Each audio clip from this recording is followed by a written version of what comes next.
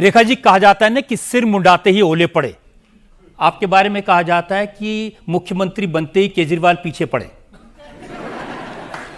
वो कहते हैं आप उनके शीश महल की बहुत बातें करती थी, लेकिन अब आपके लिए एक बहुत बड़ा राजमहल तैयार हुआ है। वो व्यक्ति जो रामलीला ग्राउंड के आंदोलन से निकला, मैं कुर्सी नहीं लूंगा, मैं चुनाव नहीं लड़ूंगा, मैं गाड़ी नहीं लूंगा, मैं बंगला नहीं लूंगा, और उसके बाद में वो 80 करोड़ जनता के खून पसीने की कमाई के पैसे से अपने लिए, पर्सनल अपने यूज़ के लिए एक घर बनवाते हैं, और जहाँ पे करोड़ों रुपए के पर्दे होते हैं, करोड़ों रुपए का आपका बाकी सामान होता है, आउट ऑफ वे जाके आप करते हैं, और जनता जब उन पे प्रश्न करती है, एक ऐसा घर जिसकी कभी गेट के दरवाजे किसी के लिए खुले ना हो, कोई एक जन अंदर नहीं जा पाता था, वो उनके पर्सनल यूज़ की चीज़ थी।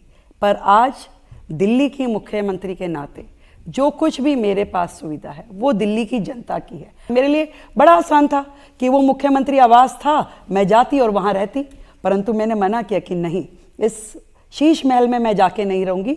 मुझे सरकार कोई आवास, क्योंकि जनता जो हजारों लोग आपसे मिलने आते हैं उनको अटेंड करने के लिए देंगी तो मैं वहाँ रहूँगी, अदरवाइज़ मैं नहीं रहूँगी। तो आज एक घर जिसमें रोजाना आपकी पब्लिक डीलिंग हो सकती है, सुबह सवेरे जब लोग आते हैं, वो मुझे दिया है, और मेरा घर सबके लिए खुला है। भाई आप सुबह कभी भी आइए, आकर के देखिए। केजरीवाल साहब के यहाँ तो कोई जा नहीं सकता था, पर दिल्ली की आपकी अपनी मुख्यमंत्री स्वाति मालीवाल उनसे मिलने। हाँ,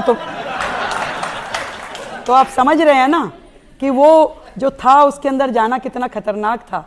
पर मैं सभी, मेरे पास तो ना केवल दिल्ली के बल्कि दिल्ली एनसीआर से भी जब लोग आते हैं तो हमारा घर, हमारा ऑफिस, जहाँ पे कभी पिछली सरकारों के दौरान कोई जा नहीं सकता था, उन सब के लिए खुला है। मुख्यमंत्री आपकी है, मेरा समय आपका है, और मेरा घर भी आप ही का है। मैं इतनी बात जरूर कहना चाहूँगी, वो लोग जिन्होंने भ्रष्टाचार की पराकाष्ठा दिल्ली में लांघी, वो लोग जिन्होंने दिल्ली का इतना नुकसान किया, और दिल्ली वालों ने फिर भी उनको 10 साल का इतना क्लियर कट मैंडेट दिया, और आज यदि वो आकर के दिल्ली के माहौल को खराब करना चाहें, दिल्ली के लोगों को मिसगाइड करना चाहें, तो आज वो ये कहें, हमारे ऊपर इल्जाम लगाए तो उन्हें शोभा नहीं देता। तो इतना कहना चाहूंगी कि बागवान ने भी न जाने कैसे कैसे शौक पाल रखे हैं, फूलों के गमलों में कांटे संभाल रखे थे। इस सियासत में तो चित भी उनकी, पट भी उनकी, हमने क्या बेवजह सिक्के उछाल रखे हैं? तो बात नहीं करेंगे।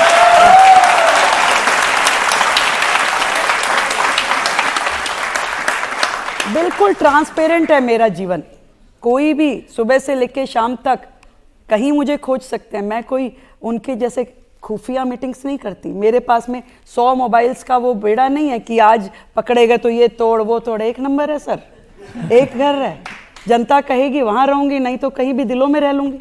आज भी सड़कों पे रहती हूँ। जनता में सवाल और ले सकते हैं। ये जो केजरीवाल जी ने अपने टाइम पर जो एक शीश महल तैयार किया था और उसमें अच्छा खासा पैसा भी लगा है, अब आप उसका क्या करेंगे? सही है, ये करिए आपने महिलाओं वाली बात। बिल्कुल हमारी यही योजना है कि वो जनता का पैसा था जो वहाँ पे बर्बाद किया गया। कोशिश हमारी ये रहेगी कि उसके लिए हम ऐसा निर्णय लें कि वो जो पैसा है वो फिर से खजाने में आए और उससे जनता के लाभ हो, काम हो। आप वहाँ अगर रह लेती तो कुछ नुकसान नहीं हो जाता? नींद नहीं आती मुझे। वो दिखाई देता कि कैसे लोग त्रस्त हैं, और केजरीवाल साहब यहीं पे रह कर के मस्त थे। वो पर्दे भी नहीं खोलते थे, जनता की आवाज़ उनके कानों में नहीं आती थी। वो अपने घर की 4 दीवारी में बैठ के करते थे। मुझे तो आज भी उनकी पार्टी के भी एमएलए आके कहते हैं कि हमने ये सचिवालय कभी देखा ही नहीं कि यहाँ पे सीएम का ऑफिस भी है। तो आज वो सचिवालय, आज वो पूरे ऑफिसेस हजारों लोगों के आने जाने का रास्ता बन गए, जो ऐसे गलियारे थे जहाँ लोगों का आना जाना निषेध था। आप कह रहे कि पॉल्यूशन के लिए उन्होंने कुछ नहीं किया, वो तो कहते थे कि मैंने एक ऐसा केमिकल बनाया है पराली पर डालेंगे तो खत्म हो जाएगी।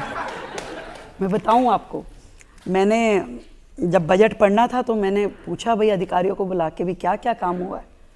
तो मैं कहा एक पराली बननी थी, वो क्या हुआ? वो केजरीवाल साहब ने बहुत गाना गाते थे टीवी पे, पराली की दवाई बना रहे हैं। कह रहे जी वो दवाई बन नहीं पाई। पर मैंने कहा उसका तो इतना प्रचार हुआ, कितना खर्चा आया था प्रचार पे? तो कह रहे जी वो 80 करोड़ रुपए आया था बस। मैं कहा तो वो दवाई बनी? कह रहे जी वो बन नहीं पाई। पर मतलब जो चीज बनी नहीं उसके लिए 80 करोड़ का खर्चा, जो काम हुआ नहीं उसके लिए। ऐसे एक एग्जाम्पल नहीं है। एक शॉपिंग फेस्टिवल करने की योजना बनाई उन्होंने कि शॉपिंग फेस्टिवल करेंगे, तो उसकी एडवर्टीजमेंट पे, मतलब उस शॉपिंग फेस्टिवल की एडवर्टीजमेंट में खर्चा किया लगभग 27-28 करोड़ रुपए। बाद में मैंने देखा वो कब हुआ, कह रहे जी हो नहीं पाया। मतलब वो लोग बातें करेंगे सर, वो आप करने नहीं देते थे ना बीजेपी के लोग। हाँ, हम ही तो चतुर थे कि उनका शीश महल बनने देते थे और काम नहीं करने देते थे। हम उनको भ्रष्टाचार के शराब नीति बनने देते थे। एक के साथ एक फ्री हमने ही अलाउ करवाया था कि आप कीजिए, परंतु बाकी काम नहीं करने देते। जो वो करना चाहते थे वो सब कर लेते थे, और जो नहीं करना चाहते थे तो उसकी बॉल एलजी की तरफ, पीएम की तरफ और बाकी लोगों की तरफ कर अब देते देखिए थे। जैसे पॉल्यूशन के लिए वो कहते थे कि हम भी बादल बनवा के बारिश करवाना चाहते थे, जिसको आर्टिफिशियल क्लाउड, जिसकी बात आज आपकी सरकार कर रही है। तो हमें तो करने नहीं दिया और ये खुद कर रहे हैं। हाँ, ये बात तो सही है बिल्कुल, कि वो जो करना चाहते थे हमने बहुत सारी जगह रोका। हमने दिल्ली को बर्बाद करने के लिए रोका, हमने दिल्ली की जनता की आशाओं का गला घोटने से रोका। जहाँ जहाँ वो भ्रष्टाचार करते थे उन सारे अड्डों पे छापे मारने का काम भी किया। तो दिल्ली की जनता के दर्द को समझते हुए हमने जो जब किया वो दिल्ली की जनता जानती है। और आपने भ्रष्टाचार करने के लिए कब क्या क्या किया वो भी जनता के सामने, तभी तो ये नतीजे आए हैं। नहीं तो क्या कारण था कि ये नतीजे आए? आपने स्कूलों में भ्रष्टाचार किया, आपने दवाइयों में भ्रष्टाचार किया, हॉस्पिटल्स में भ्रष्टाचार किया, हर जगह तो भ्रष्टाचार किया।